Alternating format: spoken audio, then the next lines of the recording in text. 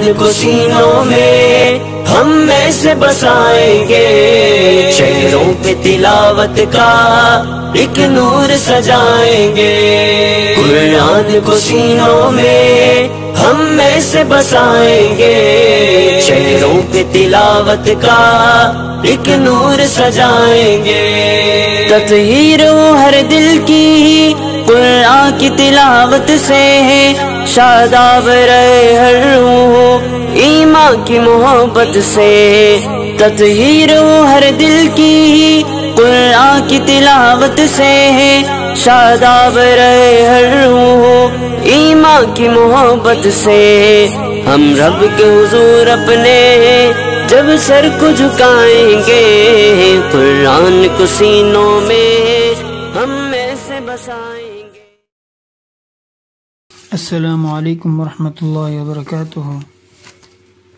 فہم و حفظ مضامین قرآن کورس کے لیکچر نمبر 6 میں ہم آپ کو خوش آمدید کہتے ہیں۔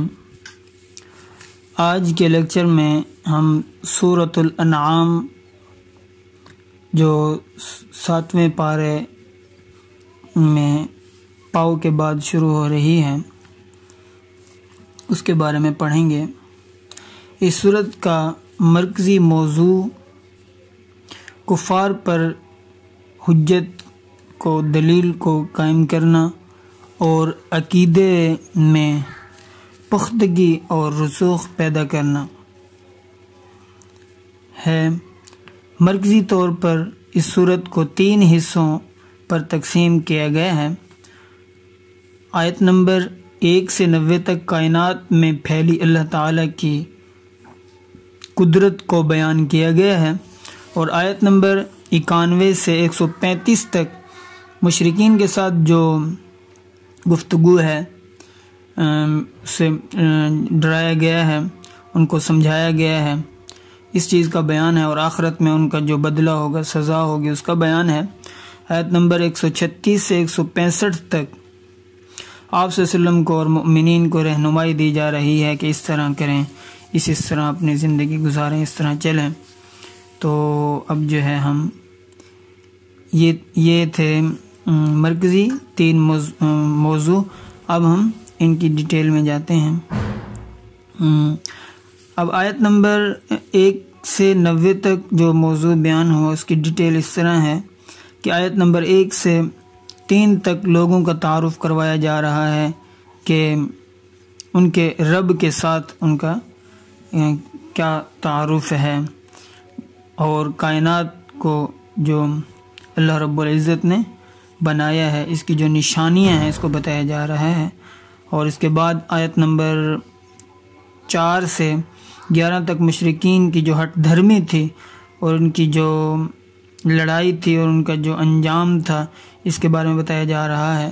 اور پھر آیت نمبر 12 سے 19 تک اللہ تعالیٰ کی وحدانیت کے بعد دلائل، اور موت کے بعد جو دوبارہ زندہ ہونا ہے اس کے بعد دلائل بیان کیے جا رہے ہیں۔ آیت نمبر 20 سے 32 تک کافر اللہ رب العزت کی آیات اور کتابوں کے بارے میں کیا موقف رکھتے ہیں، ان کا کیا نظریہ ہے، اور اس چیز کا بیان ہے، اور کیا آخرت میں جو ان کی ندامت ہوگی، جو شرمندگی ہوگی وہ کسی کام کی ہوگی یا نہیں، اس کا بیان ہے۔ اور 33 سے 39 تک آپ صلی اللہ علیہ وسلم کو تسلی دی جا رہی ہے اور اللہ تعالیٰ کی قدرت کی تکمیل کی جا رہی ہے۔ آیت نمبر 40 سے 47 تک قریش کے جو مشرکین تھے ان کے ساتھ جو گفتگو ہوئی وہ بیان ہے، اور اللہ تعالیٰ کی قدرت کے دلائل بیان کیے جا رہے ہیں۔ آیت نمبر 48 سے 67 تک آپ صلی اللہ علیہ وسلم کو دعوت دینے کے حوالے سے آپ کی رہنمائی کی جا رہی ہے، اور آیت نمبر 68 سے 73 تک جو لوگ مذاق اڑانے والے ہیں دین والے لوگوں کا یا اللہ تعالیٰ کی آیات اور احکامات کا، تو ان کے ساتھ بیٹھنے سے روکا جا رہا ہے، ان کے ساتھ تعلق سے، اور مؤمنین کا جو طریقہ ہے وہ بیان کیا جا رہا ہے۔ آیت نمبر 74 سے 83 تک ابراہیم علیہ السلام کا جو اپنے والد سے اور قوم سے مکالمہ ہے، جو ان کی گفتگو ہے، اس کو بیان کیا گیا ہے اور ان پر دلیل قائم کی جا رہی ہے۔ آیت نمبر 84 سے 90 تک اللہ تعالیٰ نے جو انبیاء کرام علیہ الصلوۃ والسلام کو ہدایت دی، جو ان کی ہدایت اور رہنمائی ہے جس کو لے کر وہ آئے ہیں، یعنی اس کو فالو کرنے کا حکم بیان کیا جا رہا ہے۔ اور اب ہم دوسرے موضوع کی طرف آتے ہیں۔ آیت نمبر 91 سے 94 تک منکرین رسالت جو ہیں ان پر رد کیا جا رہا ہے، اور موت کے بعد جو ان کا حال ہوگا وہ مناظر بیان کیے جا رہے ہیں۔ اللہ اکبر۔ آیت نمبر 95 سے 104 تک اللہ تعالیٰ کی جو نعمتیں ہیں، جو اس کی قدرت پر دلالت کرتی ہیں، اور وہ ذات شرک سے، شریکوں سے پاک ہے، اس بات کو بیان کیا جا رہا ہے۔ آیت نمبر 105 سے 107 تک آپ صلی اللہ علیہ وسلم اور مؤمنین کو جو وصیتیں کی جا رہی ہیں اور وحی کی اتباع کی اہمیت بتائی جا رہی ہے۔ آیت نمبر 108 میں بتایا گیا کہ کسی مسلمان کے لیے یہ حلال نہیں کہ وہ شعائر اللہ میں کسی شاعر اللہ کی جو ہے حرمت ہے، ان کی عظمت ہے، اس میں کمی کا وہ سبب بنے، یعنی اس کی وجہ سے کوئی ان میں حرف آئے۔ اور آیت نمبر 109 سے 111 تک مشرکین کی ہٹ درمی، حق سے بھاگنے کے حوالے سے ان کو بیان کیا جا رہا ہے، اور 112 سے 117 تک نبی کریم صلی اللہ علیہ وسلم کی رہنمائی کی جا رہی ہے مشرکین کے ساتھ معاملات میں، کہ ان کے ساتھ کیسے چلیں آپ۔ اور آیت نمبر 118 سے 121 تک جن چیزوں کو ذبح کرتے ہیں ان میں اللہ تعالیٰ کی شریعت کیا ہے، اور جن چیزوں کو غیر اللہ کے نام ذبح کیا جاتا ہے ان کی حرمت کا بیان ہے کہ وہ حرام ہے۔ آیت نمبر 122 سے 127 تک مومن اور کافر کی مثال ہے اور ان کا انجام بیان کیا جا رہا ہے۔ آیت نمبر 128 سے 131 تک آخرت اور نافرمانوں کا بیان ہے، یعنی جنوں اور انسانوں میں جو نافرمان ہیں ان کا بیان ہے۔ آیت نمبر 132 سے 135 تک مخلوق کی کہ آخرت میں جو مراتب ہوں گے، فرق ہوگا ان کا، اس کو بیان کیا جا رہا ہے۔ ان کے اعمال کے لحاظ سے جو مرتبے ہوں گے ان کے، اس کو بیان کیا جا رہا ہے۔ اور اس کے بعد ہم آخری تیسرے موضوع کی طرف آتے ہیں اس کی ڈیٹیل میں۔ تو آیت نمبر 136 سے 144 تک جاہلیت کا طور طریقہ اور اس کی گمراہی کا بیان ہے، اللہ تعالیٰ کی نعمتوں کا ذکر ہے اور زکوٰۃ کے واجب ہونے کا ذکر ہے۔ آیت نمبر 145 سے 153 تک حلال اور حرام کا ذکر ہے، اور 10 وصیتیں ہیں، بڑی اہم وصیتیں ہیں ان آیات کے اندر، تو ان کی ڈیٹیل جو ہے سب دیکھیے گا۔ مطلب عدل کے، انصاف کی، اور شرک سے روکا گیا ہے، والدین کے احترام کرنے کی، اور اس طرح کی وصیتیں ہیں، 10 وصیتیں ہیں، تو یہ آپ ضرور دیکھیں،